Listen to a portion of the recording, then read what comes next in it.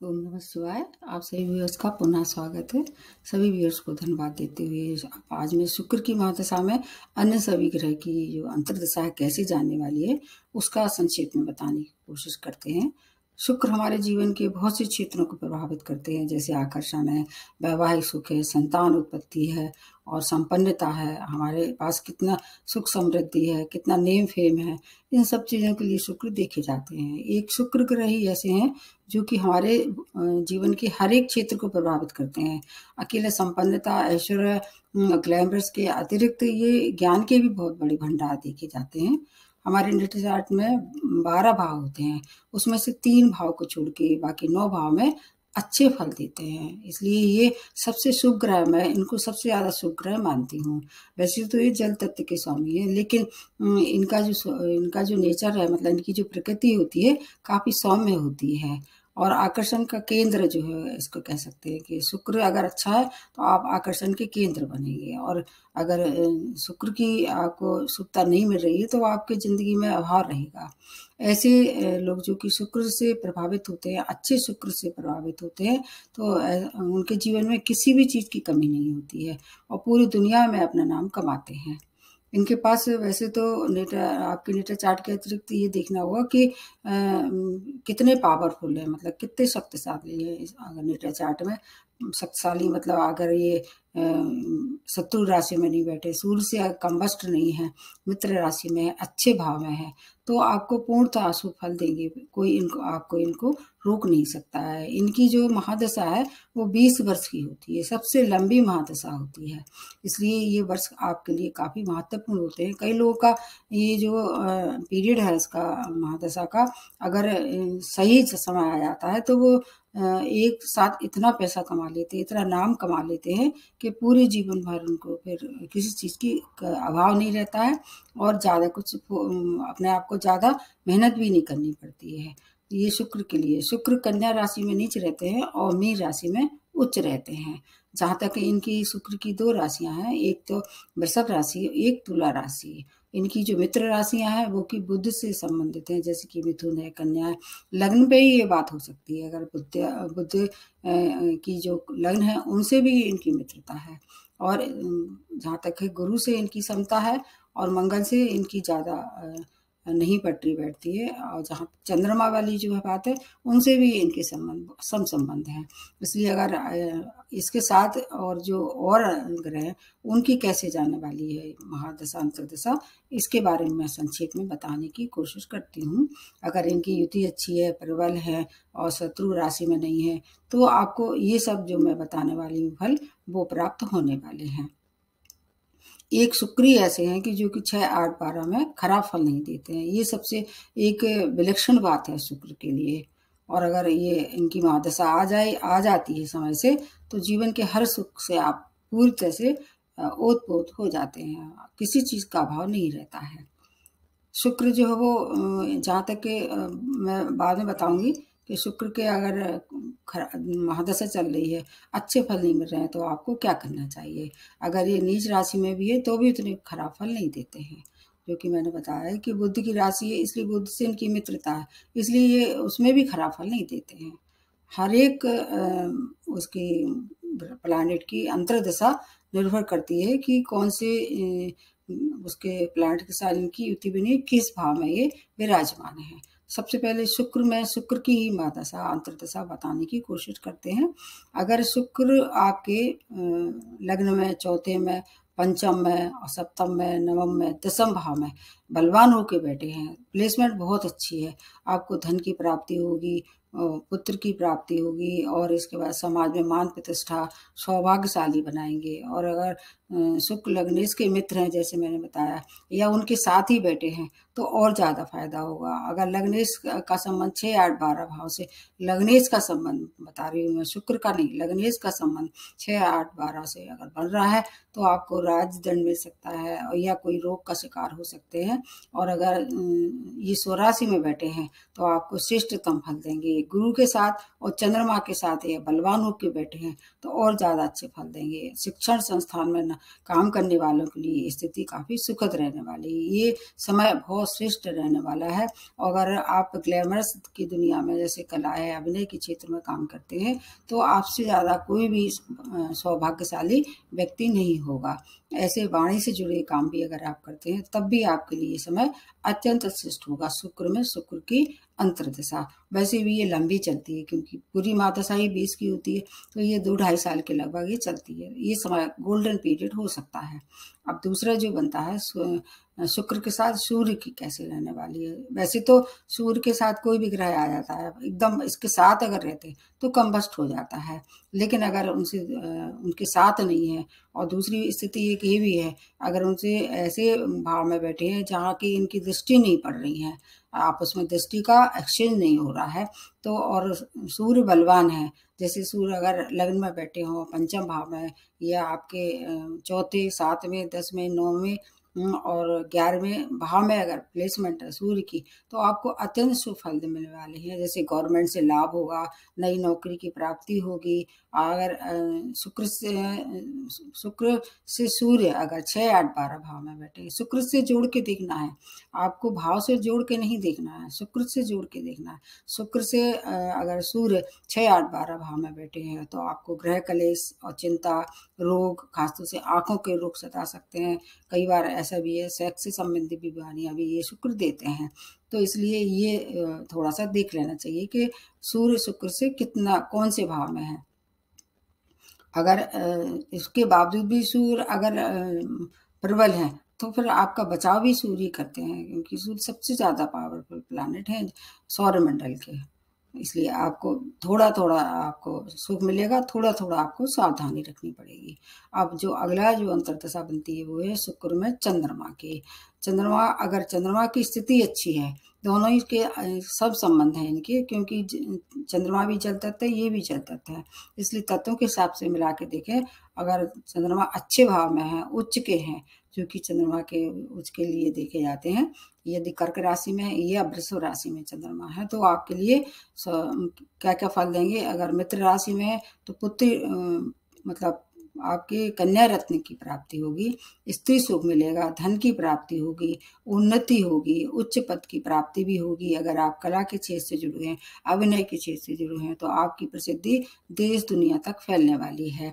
यदि चंद्रमा शुक्र से 6, 8, 12 भाव में बैठे हैं तो इसका विपरीत मानसिक कष्ट होगा, माता की हेल्थ भी खराब हो सकती है, क्योंकि चंद्रमा अगर नीच राशि में है जो कि वृश्चिक राशि है, उसमें तो ये बहुत ज़्यादा अनिष्टकारी अंतर्दशा हो सकती है। इसमें हो सकता है आपकी माता की हेल्थ के साथ साथ अगर उनकी आयु पूरी हुई तो मृत्यु तुल्य कष्ट के साथ साथ मृत्यु भी हो सकती है, इसलिए ये देखना बहुत आवश्यक है। अब उसके बाद आते हैं शुक्र में मंगल की अंतर्दशा कैसी जाएगी। ये दोनों क्या है, भिन्न तत्व वाले ग्रह हैं। मंगल को अग्नि तत्व के लिए देखा जाता है और शुक्र को जल तत्व से। लेकिन यदि मंगल लग्न में, चौथे में, पंचम में, सप्तम में, नवम, दसम, 11वें भाव में अगर मंगल बैठे हैं तो इस आपकी सब मनोरथ पूरी करने वाले हैं। बहुत से कार्य में सफलता, जैसे कि अगर आप प्रॉपर्टी का काम करते हैं तो प्रॉपर्टी का लाभ होने वाला है, धन लाभ होने वाला है, वाहन का सुख होने वाला है। और कई बार ऐसा देखा गया अगर आप जॉब में हैं तो आपका ट्रांसफर भी करा सकते हैं। मंगल के लिए इतनी अच्छी इनकी पावर होती है। घर परिवार में अगर आपने कोई रेनोवेशन कराना चाह रहे थे, इस समय अच्छा करा सकते हैं। आपके लिए ये पीरियड बहुत अच्छा होगा, बस मंगल की स्थिति देखनी होगी। इसके विपरीत अगर शुक्र से मंगल 6, 8, 12 में बैठे हुए तो फिर ये थोड़ा सा शुभता में कमी होगी। एक और बात देखी जाती है, ऐसी जो राशियां जिनके स्वामी मतलब 2 राशियों को मालिक हैं, जैसे कि मंगल की लिए देखा जाता है तो एक तो मेष राशि के स्वामी है, दूसरी वृश्चिक राशि के। तो जब कभी भी मंगल की अंतर्दशा आएगी तो पहले ये किसके फल देंगे, आप अपने नेटा चार्ट में देखिए कि पहले कौन सी राशि आ रही है, मेष राशि आ रही है या वृश्चिक राशि आ रही है, उसके अंतर्गत अगर देखेंगे तो जो राशि पहले आएगी भाव में उसके फल देंगे। तो ज़्यादातर है तो जो 2 राशियों में से अगर मेष राशि का पहला प्रभाव होगा तो आपको ज़्यादा लाभ होगा, क्योंकि ये इसमें क्या है, चंद्रमा नीच नहीं रहते हैं, जबकि वृश्चिक राशि में चंद्रमा नीच रहते हैं, इसलिए उतने अच्छे फल नहीं मिलेंगे। पूरी महादशा जो 2 भावों में विभक्त हो जाएगी, 2 प्रकार के रिजल्ट देने वाली है। अगर मंगल की स्थिति अच्छी है तो आपको कोर्ट केस में भी आपकी विजय होगी, और अगर मंगल शुक्र से 6, 8, 12 में है तो आपको ये क्या है कि मानसिक क्लेश के साथ साथ आपका व्यय भी बहुत कराने वाले हैं। ये देख लेना चाहिए कि मंगल की स्थिति क्या है, फिर अनुमान लगाना चाहिए कि कैसी जाने वाली है पूरी अंतर्दशा। अब उसके बाद आ जाते हैं शुक्र में राहु की। वैसे तो शुक्र राहु का, क्योंकि राहु तो ऐसे भी छाया ग्रह हैं, के साथ बैठते हैं उसी तरह के, जिस ग्रह के साथ बैठते हैं उसी तरह के गुणधर्म अपना लेते हैं। और ये राक्षस के शुक्राचार्य राक्षसों के देवता है, तो इसलिए ये कॉम्बिनेशन अच्छा रहने वाला है। शुक्र अगर आपके नेचर चार्ट में 1, 4, 5, 7, 9, 10, 11, 12 भाव में भी अगर बैठे हैं तो बहुत अच्छे हैं ये। और राहु अपनी उच्च राशि, जो कि इनकी उच्च राशियों को में 2 लोग अलग अलग मत हैं, कोई उनकी कन्या राशि कहता है और कोई उनकी वृषभ राशि राहु के लिए कह रहे हैं। तो इसलिए अगर इन दोनों में से किसी राशि में हुए और इसके अलावा मूल त्रिकोण में हुए, मित्र राशि में हुए, और अगर राहु क्रूर ग्रह 3, 6, 11 में अच्छे फल देते हैं, 3, 6, 11 में अगर राहु की उपस्थिति हुई तो आपके लिए ये जो है अंतर्दशा अत्यंत श्रेष्ठ होगी। मतलब हर कार्य सिद्ध होगा, जो भी आपने मनोकामना पाल रखी थी वो सब पूर्ण होने वाली है। व्यापार से धन कमाएंगे, नौकरी में तरक्की होगी, परिवार में के सदस्यों से आपकी बहुत अच्छी मधुरता बढ़ेगी, और आपके घर परिवार में सुखद वातावरण रहने वाला है। सभी सुख की वृद्धि होगी, ऐश्वर्य में वृद्धि होगी। लेकिन अगर शुक्र और राहु का संबंध 6, 8, 12 से बन गया तो ये सब आपके लिए सुख सुविधाओं में थोड़ी सी कमी होगी। इसके विपरीत भी परिणाम आ सकते हैं। तो आपको देखना होगा कि शुक्र की साथ साथ राहु की क्या प्लेसमेंट है। अब जो अगला अंतर्दशा बनती है वो है शुक्र में बृहस्पति की। ये दोनों आचार्य हैं, तो आचार्य हैं, एक दूसरे का सम्मान करते हैं और विपरीत गुणधर्म वाले हैं। इसलिए अगर गुरु आपके नेटल चार्ट में प्रबल हुए, जैसे गुरु आपके लगन में हुए सेकंड भाव में, जो कि इनकी कारक भाव बता रही हूँ, पंचम में, सप्तम में, नवम, दसम, 11वें भाव में हुए, तो ये बहुत ही अच्छी कॉम्बिनेशन रहने वाला है। इसके अतिरिक्त जैसे मैंने बताया कि अगर ये जो उनके कारक भाव हैं उनको पुत्र रत्न की प्राप्ति होगी, पिता से आशीर्वाद मिलेगा। अगर आप कृषि संबंधी व्यवसाय में हैं उससे आप बहुत धन कमाएंगे, और आपके मित्रों से मेल मिलाप होगा, उच्च पद की प्राप्ति होगी, सभी सुखों की वृद्धि होगी और आपका नाम रोशन होगा। उपहारों की प्राप्ति से आपका घर भर जाएगा। इसके विपरीत अगर बृहस्पति शुक्र से बृहस्पति 6, 8, 12 में हुए तो आपको कष्ट होगा, और आपके जो मैंने बताया शुभता उसमें काफ़ी कमी होगी। धन की हानि हो सकती है, मानसिक क्लेश हो सकता है, और इसके अतिरिक्त आपका डिफेम भी हो सकता है।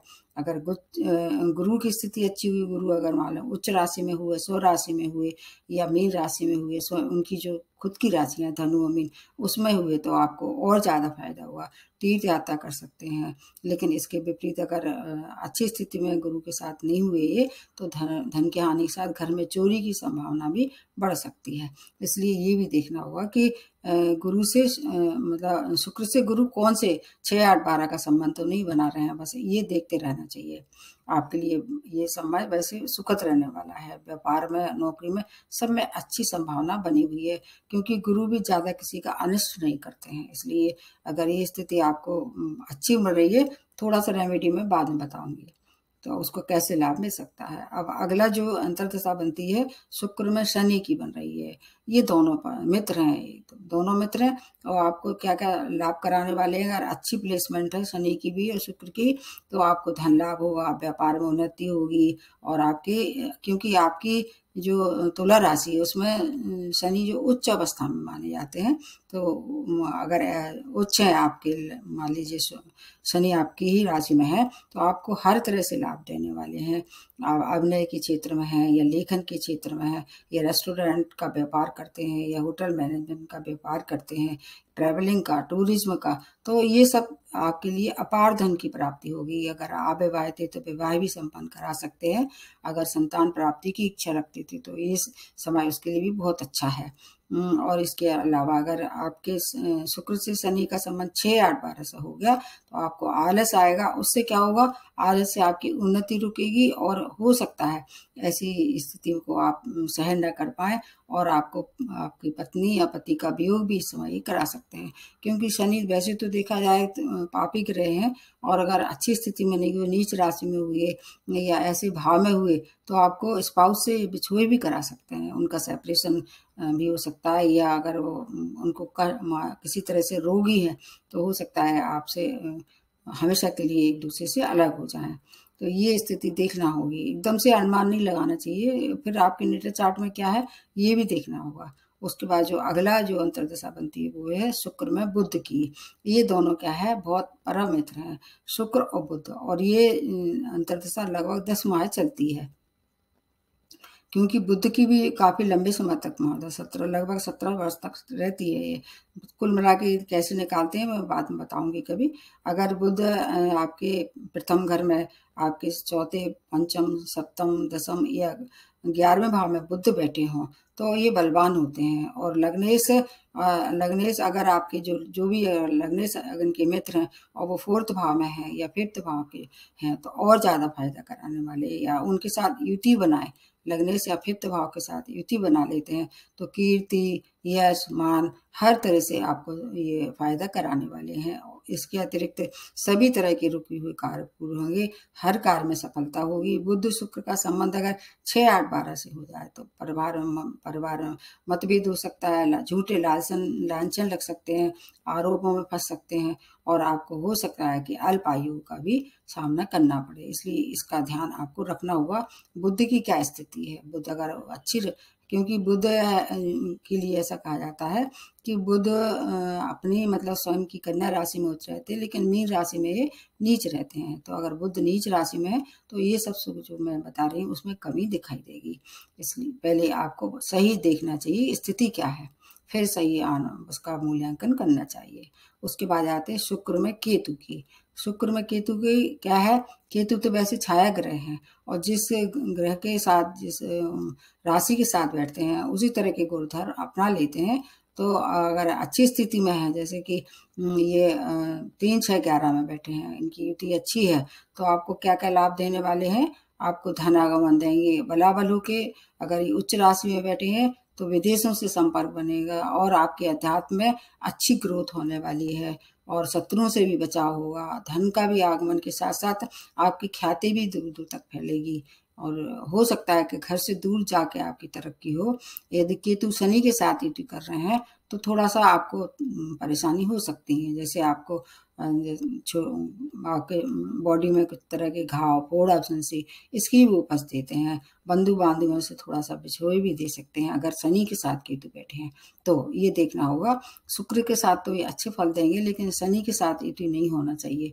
अगर शनि के साथ केतु की युति होती तो आपकी लड़ाई झगड़ा होंगे, और आपके जो भाई बहन हैं उनसे आपको हमेशा सहयोग नहीं मिलेगा, असहयोग रहेंगे। तो आपकी शनि की स्थिति अगर अच्छी है, 3, 6, 11 में अगर केतु के साथ बैठे हैं तो ये सब चीजें फिर आपके लिए मतलब आपके लिए मतलब जो धनवान है, धन का आगमन होगा, सभी तरह के लाभ आपको प्राप्त होंगे। तो ये तो हो गई एक मोटा सा अनुमान आपके महादशा, अंतर्दशा, प्लेसमेंट और इनके जो बलाबल है, मतलब कितने बलवान है, कितने शक्तिशाली हैं, और उच्च है, नीच है, कम बस्ट है, या मान लीजिए रेट्रो है, बकरी है, तब भी देखना होगा। फिर भी अगर ऐसा आपको लग रहा है कि अगर लगने से अच्छे इनके संबंध नहीं है, या स्वामी राशि से खराब फल दे रहे हैं, क्योंकि 20 वर्ष बहुत होते हैं, तो आपको क्या करना चाहिए कि अपने घर में एक लक्ष्मी जी की जो मूर्ति लाना चाहिए। और लक्ष्मी जी की मूर्ति कभी भी अकेले नहीं लाई जाती, या तो गणेश जी होना चाहिए या फिर विष्णु जी की, या अगर आप मूर्ति नहीं लाना चाहते तो उनका चित्र भी अच्छा रहने वाला है। तो इस तरह का एक चित्र अपने घर में रखिए और उसके सामने घी का दीपक जलाइए। हर शुक्रवार के लिए करें तो ज़्यादा अच्छा है, रोज भी कर सकते हैं। और एक चांदी का जो है वो चांदी का गिलास ले आइए, उसमें पानी पी सकते हैं। एक चांदी का छल्ला आप स्वयं भी पहन सकते हैं अंगूठे में, ये भी आपके लिए अच्छा रहने वाला है। और पिंक कलर का इस्तेमाल करना चाहिए, या ऑफ वाइट जो चमकीला कलर है, पूरे 20 वर्ष तक किसी न किसी तरह अपने पास रखें उसको। और एक और इसके लिए अच्छी बात मैं बता रही हूँ, सुगंधित चीज़ों का स्वयं उपयोग करें, और हो सके तो सुगंधित चीज़ जैसे अगरबत्ती है, धूप बत्ती है, इस तरह की चीज़ें आप मंदिर में दान दे सकते हैं। और सबसे अच्छी रेमेडी मैं बिना खर्च के बताती हूँ, उसमें किसी का कुछ भी नहीं जाने वाला है, आप बड़े आसानी से कर सकते हैं। आप अपने आपके घर में जो भी महिलाएं रहती हों, चाहे आपकी बहन हो, आपकी पत्नी हो, माताजी हो, या जो भी आपके संग काम करने वाली जो महिलाएं हैं, उन सबको कभी भी अनादर नहीं करना, डिसरिस्पेक्ट नहीं करना है, हमेशा सम्मान करना है। और उनको हमेशा क्या है, जितनी हो सके उनको, अगर आपकी हैसियत है तो उपहार दे सकते हैं, नहीं तो उनके संग व्यवहार बहुत सौहार्द रखें। शुक्र स्वतः ही प्रबल हो जाएगा, उसके लिए आपको फिर और कुछ खर्च करने की भी जरूरत नहीं है। तो देख लीजिए, अगर इस समय महादशा अंतर्दशा भी शुक्र की चल रही है, ये वर्ष भी शुक्र का है, तो इसका लाभ आप ले सकते हैं। तो आज के लिए इतना ही। नमस्ते और धन्यवाद।